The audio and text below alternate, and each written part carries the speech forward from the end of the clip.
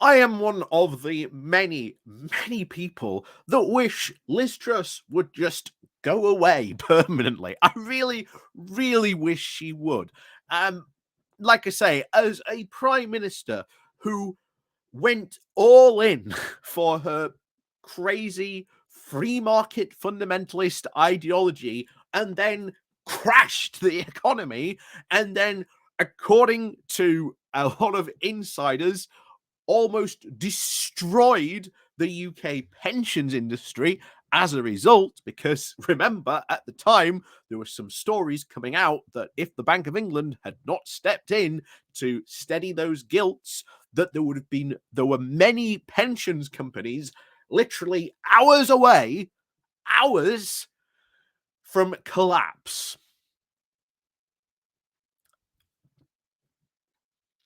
And even though she spent 49 days in office, I will also maintain that if the Queen had not died when she did, her time in office would have been even shorter.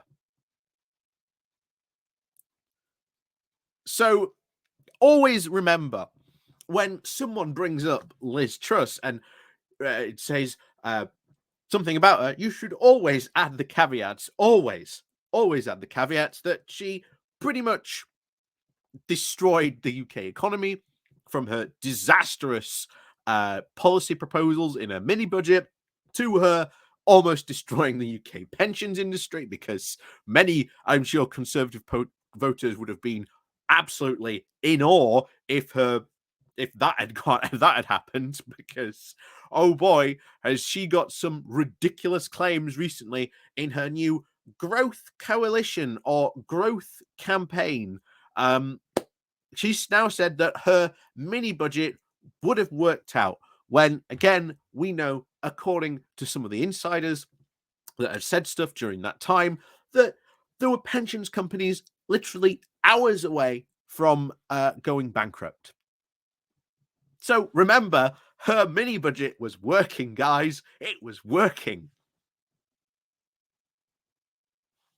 And yet, she will not go away. Kersey Kutang, on the other hand, the deliverer of the disastrous mini budget, and of course, much a very same worshipper at the same altar of this free market fundamentalism as Liz Truss, meanwhile, has literally dived for cover and, to be honest, distances himself as far from Liz Truss as possible in a hope that somehow he can salvage something from his time in politics. And to be honest, I really do hope Liz Truss loses her seat at the next election. I hope she will. I don't think she will, but to be honest, out of all the Tories who really do deserve to lose their seat at the next election, Liz Truss is up there. Like, she is up there. So we can only hope that the people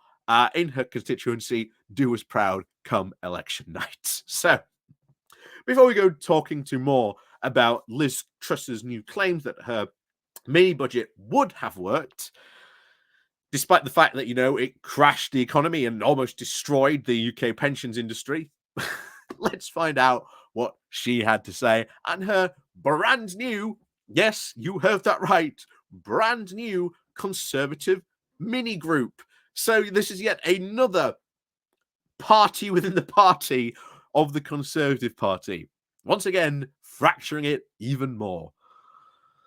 So before we get into this again, please do remember to click on the like, share, and subscribe button. And of course, down below, there are links to my Patreon page, the one-off donation link called Buy Me Coffee. Buy Me Coffee. Of course, there is the one-off donation link from YouTube called Thank You YouTube Thank You button, where you can use that. And of course, there is the Pony Club down below as well. So let's go on into this from Sky News covering this, saying that Liz Truss hints her disastrous mini budget would have worked out. Oh boy. So Liz Truss has hinted she believes her disastrous mini budget could have worked for the UK economy in the long term. Remember, it crashed the economy and almost destroyed the UK pensions industry. which would have had disastrous consequences for the economy as a whole and for many people in the UK.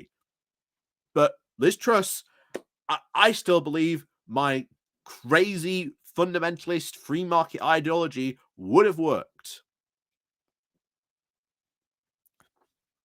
So, the former Prime Minister was in Westminster on Wednesday at the launch of the Growth Commission, a new organisation set up by Miss Truss to bring together economists focused on the issue of low growth, echoing her priorities from her short-lived premiership. And to be honest, one of the reasons why I really want her to lose her seat is the fact that there will be a election because Rishi Sunak isn't sticking around. He's not sticking around at all. And to be honest, with the amount of Tories that are very much likely to lose their seat, it is going to be very, very slim pickings. And to be honest, this opens up the way for someone like Liz Truss to potentially win the leadership election again and to start sprouting all this crazy nonsense, which, to be honest, as I've said before, would be good because you only have to remind voters at any general election that she might be, standing for as leader for a potential future Conservative Party. Yeah, remember what happened when she was Prime Minister? Shortest serving Prime Minister ever in history. Did destroy the UK economy, added thousands of pounds to your mortgage, and almost destroyed your pensions as well. Easiest general election win, to be honest, in history, because that's all you have to do to remind the British public about what she did. But back to it. So she was overheard at the event comparing the sluggish growth in the UK to a boiling a frog situation, saying that it hadn't dramatically gone away with her exit from Downing Street, but it had gotten worse and worse. So here's the thing. Liz Truss gets one thing right, that there is a big productivity issue here in the UK. This has been very, very much evident, not only from the 2008 financial crash, but even before that there was a big productivity problem. And that was because, first of all, the UK government really wasn't investing into skilling up, into providing ways for companies to innovate in this way. And also you had companies that then themselves just did not innovate, invest in their workforce, which would have led to productivity. So while Liz Truss does get that right, her solutions to this problem of low productivity leading to low growth, her solutions would not aid that. They would make things far, far worse. So when asked by reporters if her fiscal plans had been the right one, she replied, "It's a long game." So we would have had to suffer from an absolute insane economic disaster caused by Liz Truss with a completely destroyed pensions industry, potentially leading to other crashes as well. Because trust me, if the UK pensions industry suddenly crashed, that would have huge ripple effects within the UK economy. That would not just be an isolated incident. That would ripple out through the rest of the economy. That's for sure. And of course, Liz Truss would have continued on in a crazy free market fundamentalist idea that the government should have no role in regulating the economy. So she would have gone on a massive deregulatory bender and continued on in other crazy free market fundamentalist ideas, many of which we've covered on this channel before. If you want an example, look at the time we covered the Scottish Libertarian Party and the English Libertarian Party when it came to their crazy economic fiscal plans. So, in the Commission's first report unveiled today at today's launch, sorry, not lunch, the group claimed that the average British person was £10,000 worse off than people in the US. So, first of all, having actually read this report, there is no evidence to back up whatsoever in her report that we are £10,000 worse off when you compare to, again, people in the US. There's no evidence. It's just a claim that this report has, and it's one of the things that they're trying to say in this report. We are £10,000 worse off than someone in the US. Well, how? Where's the evidence to support that we are worse off? Not only that, the US economy compared to the British economy, vastly different. Much different reasons to and different scenarios compared to the US economy, compared to the British economy. And yet, people like Liz Truss would love us to be like like America, because again, a lot less regulation, a lot less worker protections. Oh boy, would they love us to be like the US. The report also said, and this once again, unsubstantiated claims, that, quote, the consistent growth levels of 3% by 2040 were achievable in the UK and would lead to £350 worth of higher spending per household. So this report claims and makes unsubstantiated claims with no policy about how they would achieve 3% growth. Because remember, go back to when we were first Brexiting. We went over an economist who said that, look, if we did remain in the single market and customs union, there was all these different versions of what Brexit might be and how damaging to the economy they would be. I think we're something about between 4 and 5% at the moment, which again a lot of economists predicted from our type of exit that we've had. Like the most lightest version of Brexit, which would have been remaining in the single market customs union, would have been about 2%. And one of the economists at the time, can't remember who it was saying, look, even at a losing 2% of our economy, it would be hard. It would be incredibly hard for any government to come out and put forward policy proposals that would achieve that missing 2% growth and try and compensate for that.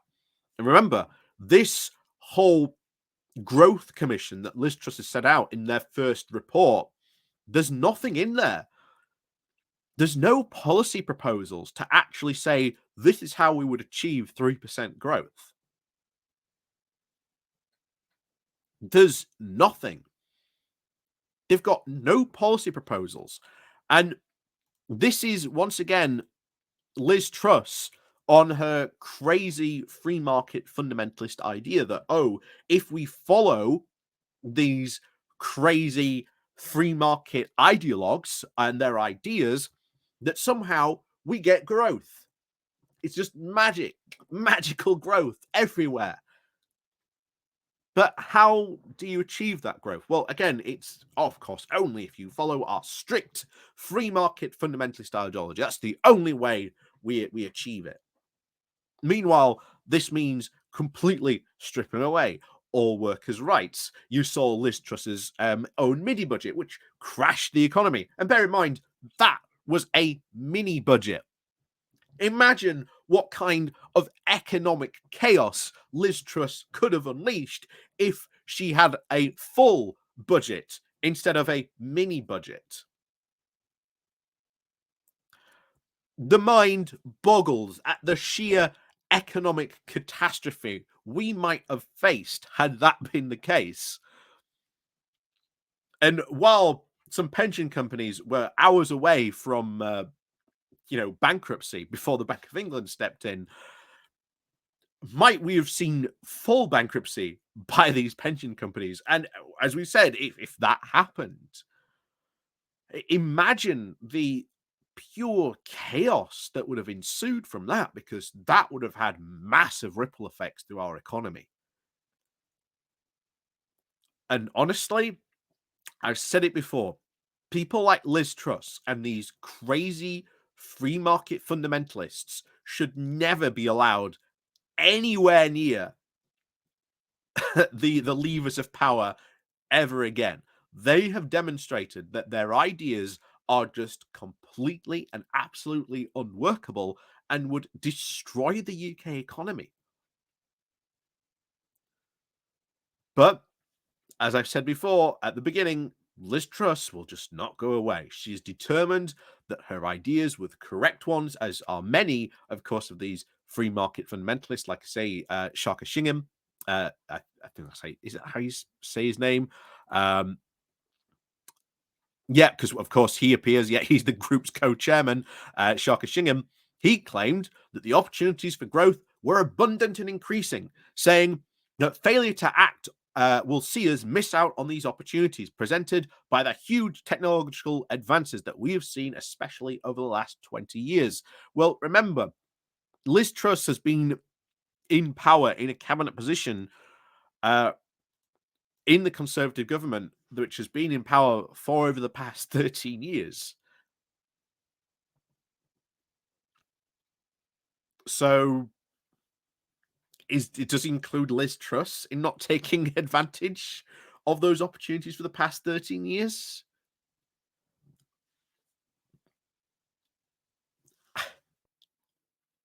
The mind boggles at the ideas that some of these people put forward.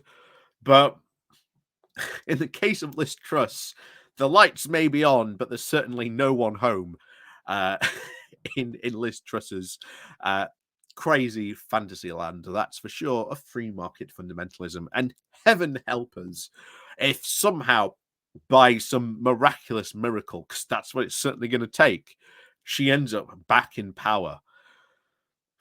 Oh boy, oh boy, oh boy. But yeah, these people are not going to go away. And to be honest, Brexit has unleashed the potential for these people to do a lot of damage should they ever actually gain the reins of power ever again. So bear that in mind. But as always, thank you very much for watching. And of course, as always, we'll see you all next time.